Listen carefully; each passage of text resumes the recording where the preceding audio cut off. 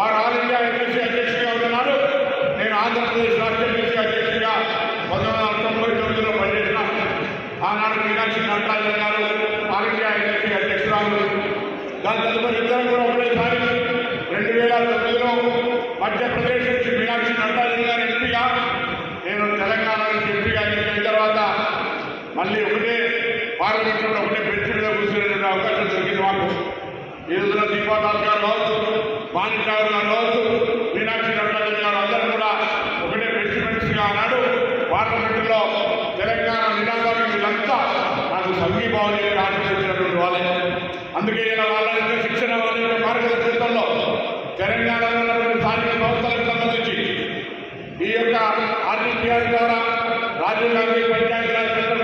అభియాన్ ద్వారా మనం తప్పకుండా గ్రామీణ ప్రాంతాల్లో ఒక మంచి పౌరత్వాలనేటువంటి వాతావరణాన్ని తీసుకోగా గ్రామ పంచాయతీ మున్సిపాలిటీని